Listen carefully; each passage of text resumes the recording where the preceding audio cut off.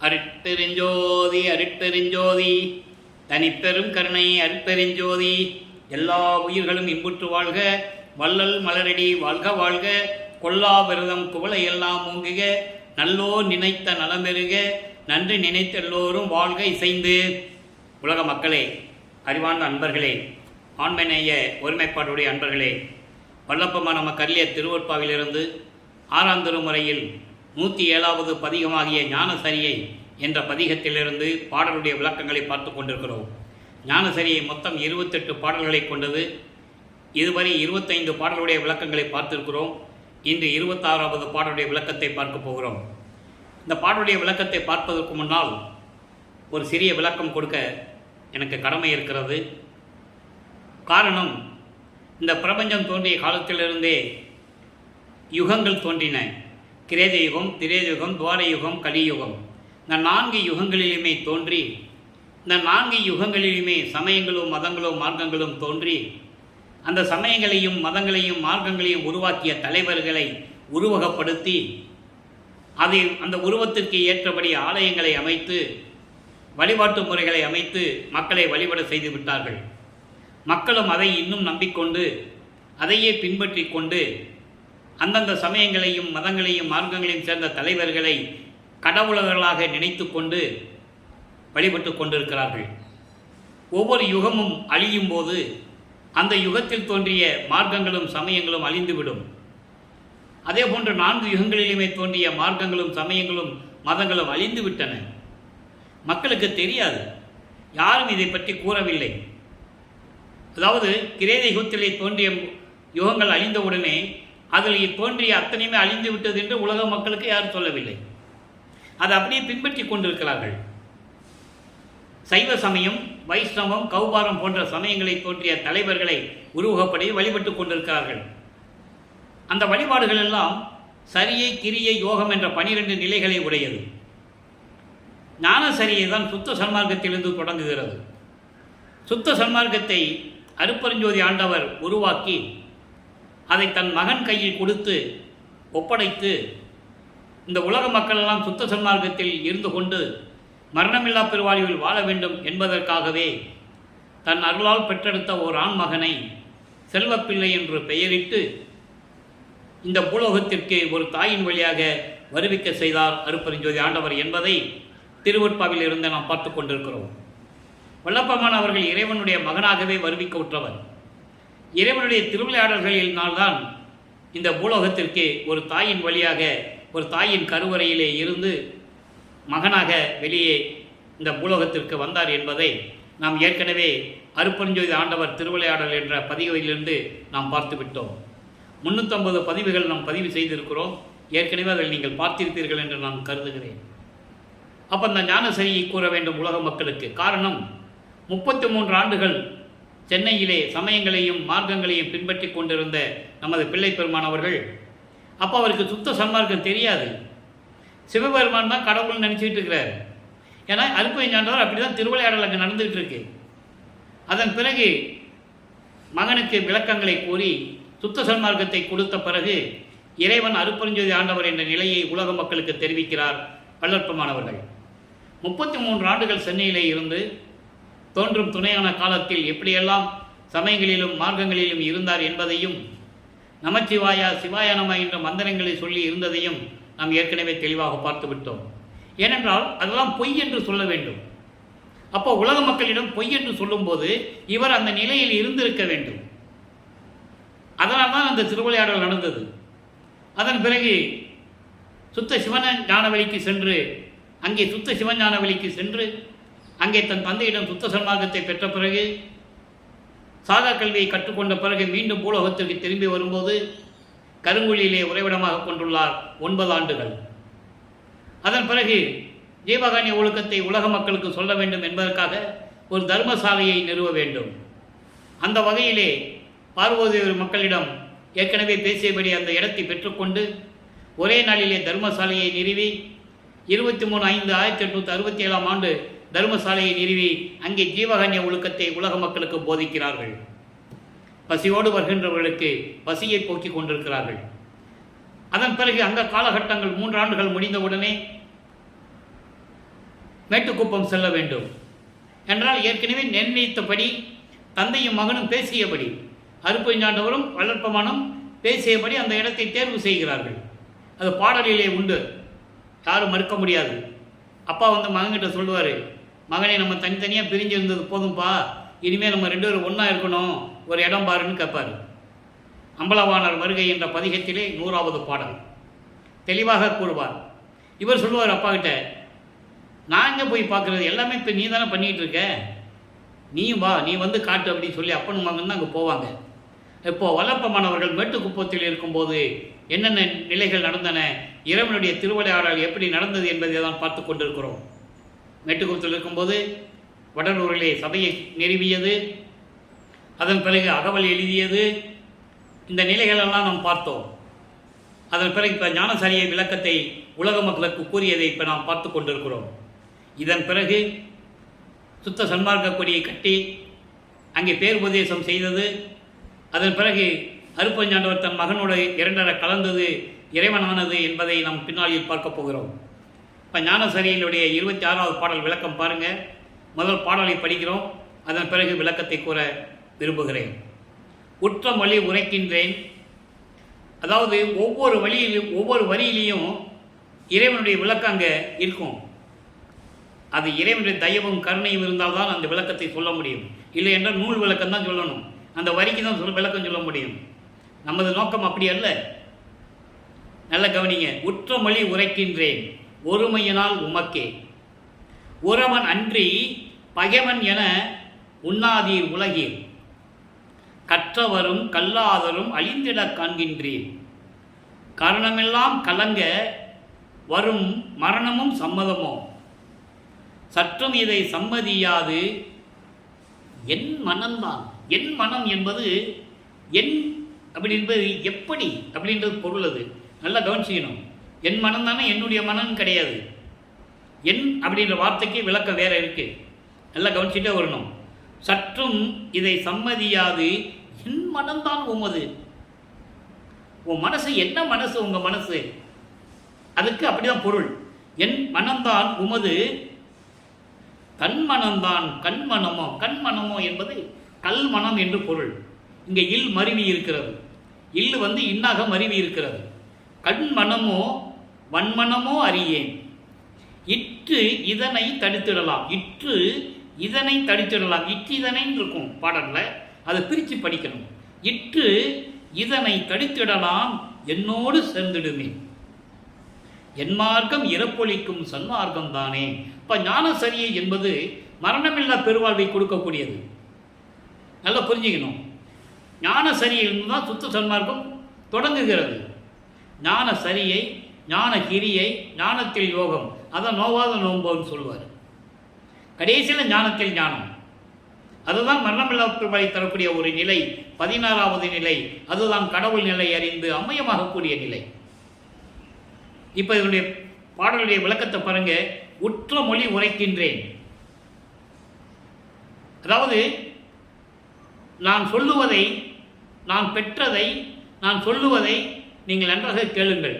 இதற்கு என்ன பொருள்னா, நான் இறைவனால் பூலோகத்திற்கு ஒரு தாயின் வழியாக வருவிக்க உற்று நான் பல சமயங்களையும் மார்க்கங்களையும் பின்பற்றி கொண்டிருந்த போது, அதன் பிறகு என் தந்தை சுத்த சன்மார்க்கத்தை கொடுத்த பிறகு நான் பெற்ற நிலைகளை உண்மையாக சத்தியமாக சொல்லுகின்றேன். அதுக்கு தான் உற்ற மொழி உரைக்கின்றேன். நான் வருவிக்க உற்று சமயங்களிலும் மதங்களிலும் மார்க்கங்களில் ஈடுபட்டு கொண்டிருந்த போது எனது தந்தை இதெல்லாம் வேண்டாம் மகனே, இதெல்லாம் பொய் என்று சொல்லி எனக்கு சுத்த சன்மார்க்கத்தை கொடுத்து எனக்கு அருளை கொடுத்த அந்த நிலைகளை, அந்த உண்மையான நிலைகளை உண்மையாக சத்தியமாக சொல்லுகின்றேன். ஒருமையினால் உமக்கே, உலக மக்களே, உங்கள் மீது அன்பு கொண்டுள்ளதனால், உங்கள் மீது பாசம் கொண்டுள்ளதனால் நீங்கள் என் உறவினர்கள், அதனால் ஒருமையினால் சொல்லுகிறேன். ஒத்த கருத்தோடு உங்களுக்கு சொல்லுகிறேன். உலக மக்களே நன்றாக கேளுங்கள். இதுக்கு தான் இந்த வரிக்கு பொருள்.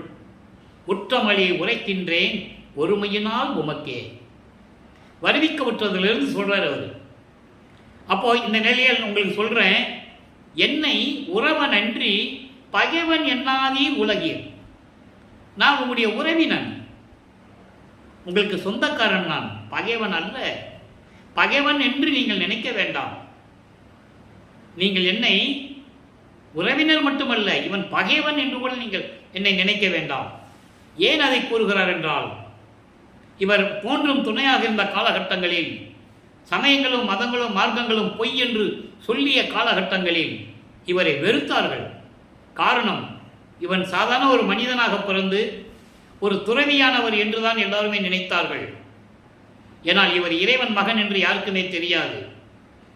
இவருக்கு இறைவன் மகன் என்று 9வது ஆண்டிலே தெளிவாக அருட்பெருஞ்சாண்டவர் அவர் முன் தோன்றி ஆட்கொண்டார் என்பதை நாம் ஏற்கனவே பாடலின் மூலமாக பார்த்தோம். ஆண்டாறு மூன்றாண்டிலே ஆட்கொண்ட அருள்கடலே என்று கூறுவார். ஆரோடு 3வது ஆண்டிலே என்னை ஆட்கொண்ட அருள் கருணையின் கடலே என்று கூறுவார். ஆக இறைவன் தன்னை ஆட்கொண்ட 9வது ஆண்டு என்பதை தெளிவாக குறிப்பிடுகிறார்கள்.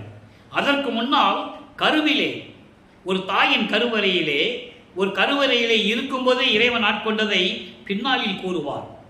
அந்த கருவில் நான் எப்படி இருந்தேன், கருவறை இருட்டாக இருக்கும்போது என் தந்தை எப்படி ஒளி காட்டினார், என் தந்தை எப்படி எனக்கு அருளமுதம் ஊட்டினார், எப்படி தென்றல் காற்று வீசினார், இதெல்லாம் கருவறையிலே நடக்குது.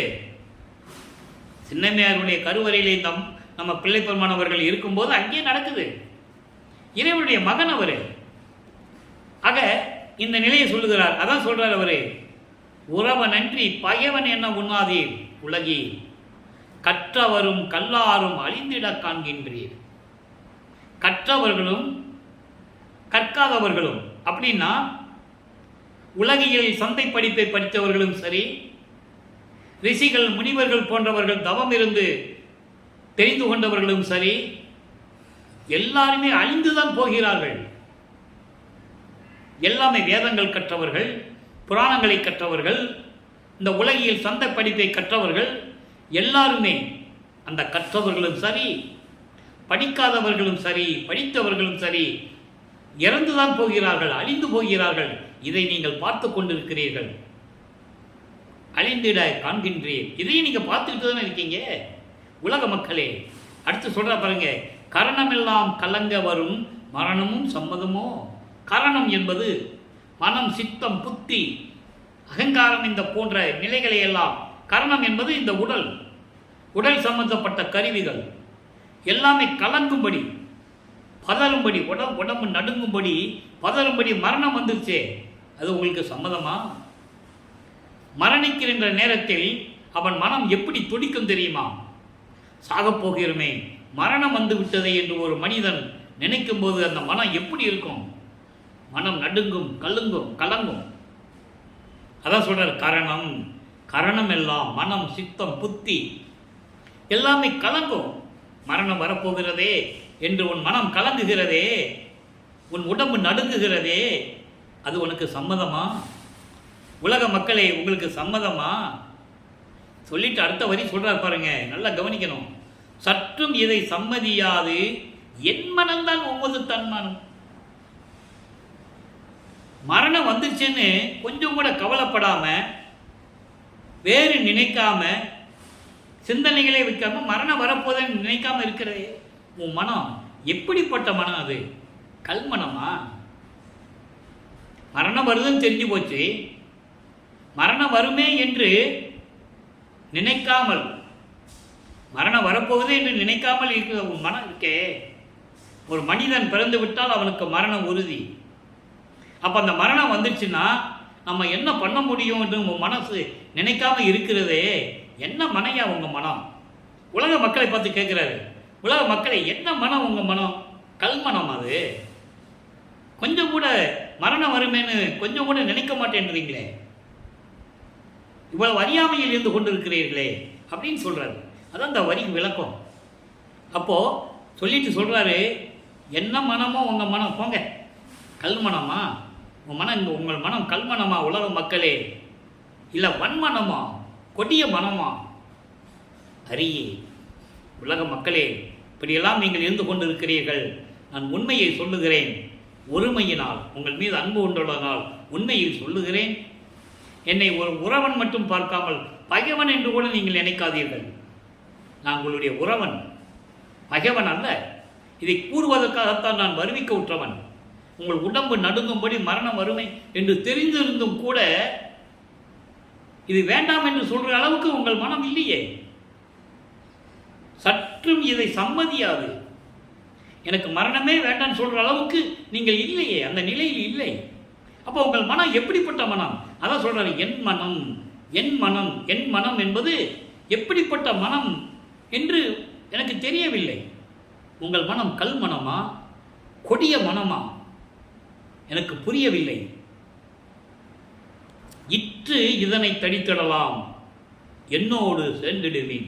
இற்று என்பது இப்பொழுதே, இன்று இந்த மரணத்தை தடுத்து விடலாம், என்னோடு சேர்ந்து கொள்ளுங்கள், சுத்த சன்மார்க்கத்திற்கு வாருங்கள். அழகா சொல்றேன். இற்று இதனை தடுத்திடலாம், இன்று இப்பொழுதே இந்த நொடியில் இதனை மரணத்தை தடுத்து விடலாம், என்னோடு சேர்ந்திடுவேன், என்னோடு சேர்ந்து கொள்ளுங்கள், சுத்த சன்மார்க்கத்திற்கு வந்து விடுங்கள், மரணத்தை தவிர்த்து விடலாம். என் மார்க்கம் இறப்பொழிக்கும் சன்மார்க்கம், என் மார்க்கம் இறப்பொழிக்கும் சன்மார்க்கம் தானே. என் மார்க்கம் சுத்த சன்மார்க்கம், என் மார்க்கம். இதற்கு ஒரு விளக்கம் தர வேண்டியதற்கு கடமை இருக்கிறது எனக்கு. அவர் தந்தை அங்கே சுத்த சிவஞான வழியிலே சுத்த சன்மார்க்கத்தை தன் மகனுக்கு தாரை வார்த்து கொடுக்கும்போது கூறுகிறார், மகனே, இனிமேல் இது உன்மார்க்கம், இனிமேல் இது உன்மார்க்கம் என்று சொல்லும்போது அதை பெற்றுக்கொண்ட பிறகு இனிமேல் சுத்த சன்மார்க்கம் என் மார்க்கம் என்று கூறுவார். அதான் என் மார்க்கம் இறப்பு ஒழிக்கும் சன்மார்க்கம் தானே. என் மார்க்கம் தான் இறப்பை ஒழிக்கக்கூடிய சன்மார்க்கம், என் மார்க்கம் தான். எனவே உலக மக்களே, எல்லாரும் சுத்த சன்மார்க்கத்துக்கு வாருங்கள், மரணமில்லா பெருவாழ்வை பெற்றுக்கொள்ளுங்கள்.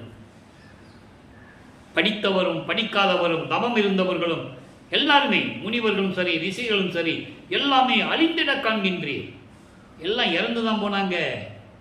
முத்தி அடைந்தார்கள், ஜீவ சமாதி அடைந்தார்கள், சமாதி அடைந்தார்கள். அந்த உடம்பை இந்த மண்ணில் போட்டுதான் சென்றார்கள். அப்படி இருக்கலாமா? மரணம் வந்தால் உங்களுக்கு சம்மதமா? உடம்பு நடுக்காது? அதை கொஞ்சம் கூட நினைக்க மாட்டேன்றீங்க. உங்கள் மனம் என்ன கல் மனமா? அவ்வளவு கொடிய மனமா உங்கள் மனம்? உலக மக்களே கேட்குற. ஏன்னா அவர் மீது, உலக மக்கள் மீது அவருக்கு பற்று உண்டு. ஏனென்றால் அவர் உருவாக்கிய மக்கள், அவர் படைத்த மக்கள், ஐந்தொழிலையும் செய்து கொண்டு இந்த பிரபஞ்சத்தை இயக்கி கொண்டிருக்கிறார் வல்லப்பெருமான். அவருடைய மக்கள், அவரால் உருவாக்கப்பட்ட மக்கள். இப்போ நம்மளை யார் படைத்ததுன்றீங்க? 30/1/1874 இரவு 12 மணியிலிருந்து நம்மளை படைத்தது வல்லப்பெருமான் அவர்கள் என்பதை இங்கே நான் பதிவு செய்ய கடமைப்பட்டிருக்கிறேன். பிரம்மன், திருமால், ருத்திரன் பதவிகள்லாம் முடிஞ்சு போச்சு. தெளிவாக இருக்க 6ஆம் திருமுறையிலே. ஆக இந்த நிலையில் இருக்கும்போது உலக மக்களை அழைக்கிறார். உலக மக்களை, இன்றே இப்பொழுதே இந்த மரணத்தை தடுத்து விடலாம், நீங்கள் என்னோடு சேர்ந்து கொள்ளுங்கள், சுத்த சன்மார்க்கத்துக்கு வாருங்கள், வாருங்கள், வாருங்கள் என்று அழைக்கிறார்.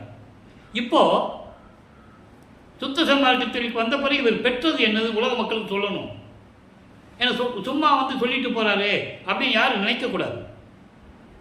அவராட்டி சொல்லிட்டு போயிட்டாரு அப்படின்னு நினைக்கக்கூடாதுல்ல. அதுக்கு ஒரு பதிகம் பாடல் கொடுத்திருக்கிறார். 33 ஆண்டுகள் சென்னையில் இருக்கிற வரைக்கும் அவர் நமச்சிவாயா, சிவாயனமா, சிவபெருமான கும்பிட்டுக்கிட்டு இருந்த வரைக்கும் ஒன்றுமே கிடைக்கல, ஒரு பலன் கிடைக்கல அவருக்கு. சுத்த சன்மார்க்கத்தை பெற்ற பிறகு என்னென்ன கிடைச்சதுன்னு உலக மக்களுக்கு சொல்லணும். அதான் உற்றது உரைத்தல், அதான் உற்றமொழி உரைக்கின்றேன். ஞானசிரியர் சொல்றாருல, இப்போ இன்னைக்கு பார்த்த பாடல்ல முதல் வரியில் சொல்றாரு, உற்றமொழி உரைக்கின்றேன். எப்படி என்னது? உற்றது உரைத்தல், நான் பெற்றுக்கொண்டதை, நான் இறைவனிடம் என்னென்ன பெற்றுக்கொண்டேன் என்று உலக மக்களுக்கு சொல்லுவது. உற்றது உரைத்தல் 5வது பாடல். நல்லா கவனிக்கணும். ஒளித்தேன் அவலம், அச்சமெல்லாம் ஓட துறந்தேன், உருகன் எல்லாம் கழித்தேன், மரண களைப்பு அற்றேன், பிறவிக்கடல் கடந்தேன், பழித்தேன் சிற்றம்பலம், பழித்தேன் பழித்தேன் சிற்றம்பலம், என்ன பாட்டை மறந்தேன். என்ன பாட்டை என்பது நான் சொல்கிறேன், விளக்கம் சொல்கிறேன். என்ன பாட்டை மறந்தேன், பரம்பரத்தே விழித்தேன், கருத்தின்படி எல்லாம் விளையாடுதற்கு விரைந்தேனே. இந்த பிரபஞ்சத்தை இயக்கிறாருன்னு சொன்னோம்ல, அது இந்த விளையாடுவதற்கு விரைந்தேனே. விளையாடுவதென்றோ இந்த பிரபஞ்சத்தை இயக்குவது. இப்போ ஒளித்தேன் அவலம். நான் சமயங்களையும் மதங்களையும் மார்க்கங்களையும் பின்பற்றி கொண்டிருந்த போது என்ன அவல நிலையில் இருந்தேனோ அத்தனையும் ஒழித்து விட்டேன். துன்பங்களையும் துயரங்களையும் ஒழித்து விட்டேன். அச்சமெல்லாம் ஓட துறந்தேன். அச்சமெல்லாம் என்னை விட்டு ஓடி போய்விட்டது. காரணம், சுத்த சன்மார்க்கத்தில் இருந்திருந்தால் மற்ற தெய்வங்களுடைய நிலை நம்மளை பாதிக்குமே என்ற நிலை நான் அப்போ அச்சமடைந்தேன். அதெல்லாம் விட்டு ஓட துறந்தேன். இதெல்லாம் ஏன் சொல்றாரு? நமக்காக சொல்றாரு. மக்களே, இங்கே சுத்த சன்மார்க்கத்தை வந்து அருட்பெருஞ்சோதி ஆண்டவரை ஏற்றுக்கொண்டால் மற்ற சிறு தெய்வங்கள் நம்மளை ஏதாவது பண்ணிவிடுமோ என்ற பயம் உங்களுக்கு தேவையில்லை என்று கூறுகிறார். உருகன் எல்லாம் கழித்தேன். உருகன் என்பது உலகியல் சொல்வாங்க திஷ்டி, கண் திஷ்டி. கண் திஷ்டி எல்லாம் கழித்து விட்டேன் என்று சொல்லுகிறார். இங்கே கண் திஷ்டி என்பது சமயங்களையும் மதங்களையும் மார்க்கங்களையும் கொண்டிருந்தேனே, அவையெல்லாம் ஒழித்து விட்டேன். எல்லாவற்றையும் ஒழித்து விட்டேன். மரண களைப்பு அற்றேன். இனிமேல் எனக்கு மரணம் இல்லை. மரணம் என்ற பயம் இல்லை. அந்த சஞ்சலம் எனக்கு இல்லை. பிறவி கடல் கடந்தேன். இனிமேல் எனக்கு பிறவி கிடையாது. பெற்றேன் என்றும் இலவாமை வேதம் தவிர்ந்தே இறைவன் என்னை உற்றை கலந்தான். நானும் அவனை உற்றை கலந்தேன் ஒன்றானும். எற்றே அடியேன் செய்த தவம் யாரே புரிந்தார்? இன்னமுதம் துற்றே உலகில் நீவிர் வாழ்க வாழ்க துணியற்றே. அதான் பிறவி கடலை கடப்பது. உலக மக்களுக்கு சொல்றாரு, ஏன் கவலைப்படுறீங்க? அருட்பெருஞ்சாண்டவர் இருக்கிறாரு.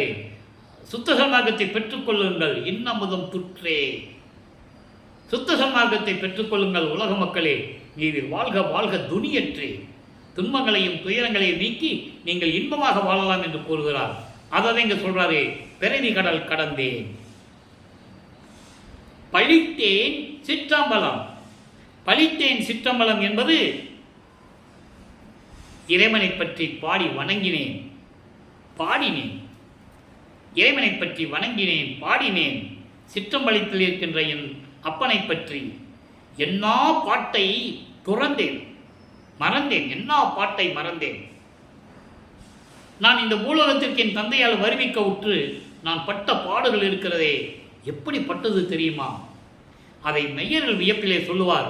112வது பதிகம் மெய்யருள் வியப்பு என்ற ஒரு பதிகத்திலே சொல்லுவார்.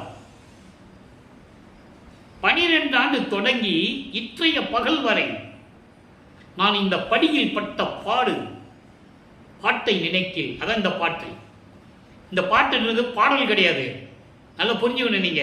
என்ன பாட்டை மறந்தேன் என்பது அங்க சொல்லுவார். இந்த படியில் பட்ட பாட்டை நினைக்கில் மலையும் உருகுமே, இரும்பும் மலையும் கரையுமே, இரும்பும் உருகுமே சொல்லுவார். அதான் இங்க சொல்றாரு, என்ன பாட்டை மறந்தேன். நான் இந்த பூலோகத்திற்கு வருவிக்கிட்டு நான் பட்ட துன்பங்கள் அத்தனையும் மறந்து விட்டேன். எப்படிப்பட்ட துன்பங்களை நான் அனுபவித்தேன், எல்லாவற்றையும் நான் மறந்து விட்டேன். பரம்பரத்தை விழித்தேன். பரம்பரத்தை விழித்தேன் என்பது நான் அரிதுயிலில் இருந்து கொண்டிருந்தேன். அரிதுயில் என்பது இறைவனுடைய நிலை. தூங்குற மாதிரி தெரியும், தூங்குறது இல்லை. பரம்பரத்தை விழித்தேன் திருச்சிற்றம்பலத்திலே. கருத்தின்படி எல்லாம் விளையாடுவதற்கு விரைந்தேனே. அங்கே இருந்தேன். நான் அரிதுயிலில் இருந்தேன். நான் எண்ணியபடி இந்த பிரபஞ்சத்தை இயக்குவதற்காக நான் விரைந்தேன். நான் விரும்பியபடி இந்த பிரபஞ்சத்தை இயக்கிக் கொண்டிருக்கிறேன். நான் உடனே சுத்த சிவஞான வெளியிலிருந்து வந்து விட்டேன் பூலோகத்திற்கு. தெளிவாக சொல்லிட்டாரா? இது உற்றது உரைத்தல். அடுத்து இதெல்லாம் சொல்லிட்டு தான் இறைவன் நீ என்ன பெற்றேன் ஞான சரியா இதெல்லாம் சொல்லிட்டு உலக மக்களுக்கு என்ன சொல்றார்? 101வது பதிகம் உய்வகை கூறல். ஏன்னா ஞான சரியே உலக மக்களுக்கு சொன்னதுதான், இன்னும் விளக்கி சொல்லணும். 1வது பாடல். அந்தந்த பாடலுக்கு ஏற்றபடி 6ஆம் திருமுறையிலே பாடல்கள் உண்டு. இப்போ ஞானசரிக்கு என்ன பாடல் இருந்தாலும் அது விளக்கமான பாடல்கள் உண்டு. அதே மாதிரி நீங்கள் எந்த பாடல் எடுத்துட்டாலும் அதற்கு ஏற்றபடி விளக்கக்கூடிய பாடல்கள் 6ஆம் திருமுறையிலே உண்டு. அதை தொகுத்து உலக மக்களுக்கு சொல்ல வேண்டும். அது இறைவனுடைய தயவும் கருணையும் இருந்தால்தான் என் அப்பன் வளர்ப்பவனுடைய தயவாலையும் கருணையாலேயும் அந்த விளக்கங்களை நான் உங்களுக்கு கூறிக்கொண்டிருக்கிறேன். உய்வகை கூறல் 1வது பாடல். அருப்பெரும் தனி ஜோதி அம்பலத்திலே நடிக்கும் பொருள், பெரும் திரு நடமது போற்றுவீர், பெரும் திரு நடமது போற்றுவீர் புவியீர். உலக மக்கள் சொல்லணும்ல, மருள் பெரும் பகை நீக்கி மெய்வாழ்வு பெற்றிடலாம், தெருள் பெரும் பதத்தானை இது அறிமினோ தெளிந்தே. அருப்பெருஞ்சோதி ஆண்டவர் இருக்கிறாரே, அவர் திருச்சிற்றம்பலத்திலே திருவிளையாடல் செய்து கொண்டிருக்கின்ற கடவுள். பொருள் என்பது கடவுள். தனிப்பெருஞ்சோதி ஆதி மந்தமில்லா தோன்றிய இறைவன், சுயமாக தோன்றிய இறைவன், சாதி மதமும் சமயமும் பொய் என ஆதியில் உரைத்த இறைவன், சாதி மதமும் சமயமும் காணா ஆதி அநாதயம் அருப்பெருஞ்சோதி. அப்படிப்பட்ட அருப்பெருஞ்சோதி சுத்த சிவராஜ்யத்தில் சுத்த சிவஞான வெளியில் திருவிளையாடல் செய்து கொண்டிருக்கின்ற இறைவன். பெரும் திருநடமது போற்றுவீர் புவியீர். அவருடைய திருவிளையாடலையும் அருள் நடனங்களையும் நாம் போற்றி மகிழ வேண்டும் உலக மக்களே, போற்றி மகிழ வேண்டும் உலக மக்களே. மருள் பெரும் பகை நீக்கி மெய்வாழ்வு பெற்றிடலாம். மருள் பெரும் பகை, மாயைகள், மயக்கங்கள், உலக விடயங்கள், மண்ணாசை, பெண்ணாசை, பொன்னாசை போன்ற ஆசைகள், இவற்றையெல்லாம் நீக்கி மெய்வாழ்வு அடையலாம், மரணமில்லா பெருவாழ்வு அடையலாம். அப்போ சமயங்களும் மதங்களும் மார்க்கங்களை விட்டு வெளியே வர வேண்டும். அதில் தான் மாயைகள் இருக்கு, மயக்கங்கள் இருக்கு, உலக விடயங்கள், ஆசைகள் இருக்கு, பற்றுகள் இருக்கு. பற்றுகள் அனைத்தையும் பற்ற வைத்து அற்றமும் நீக்கி அருப்பெருஞ்சோதி அகவல்ல உண்டு. சுத்த சமாஜத்துக்கு வந்தாலும் எல்லாம் விட முடியும். அப்போ மருள் பகை நீக்கி எல்லாவற்றையும் நீக்கி மெய்வாழ்வு பெற்றிடலாம் உலக மக்களே, மரணமில்லா பெருவாழ்வை பெற்றிடலாம் உலக மக்களே. தெருள் பெரும் பதத்து ஆணை இது அருளோடு விளங்கிக் கொண்டிருக்கின்ற அருப்பெருஞ்சோதி ஆண்டவருடைய திருவடிகளின் மீது ஆணை. சத்தியம் செய்கிறார் உலக மக்களிடம் இறைவனை சத்தியம் செய்கிறார். காரணம், மக்கள் அறியாமையில் இருந்து கொண்டிருக்கிறார்கள். சத்தியம் செய்தாவது அவங்கள் திருந்துவார்களா என்று பார்க்கிறார்.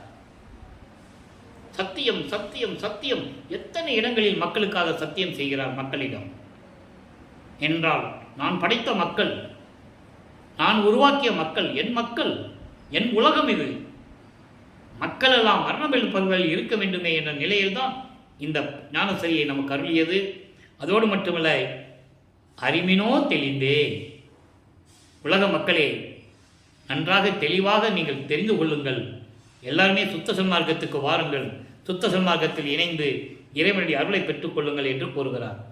எனவே உலக மக்களே, நீங்கள் அனைவரும் சுத்த சன்மார்க்கத்தில் இணைந்து அருப்பெருஞ்சோதி அருப்பெருஞ்சோதி தனிப்பெருங்கருணை அருப்பெருஞ்சோதி என்ற மகாமந்திரத்தை உச்சரித்து மண் விளக்கிலே தீபமேற்றி அகல் விளக்கிலே தீபமேற்றி இறைவன் முன்னால் உட்கார்ந்து கொண்டு இறைவனிடம் கேளுங்கள்.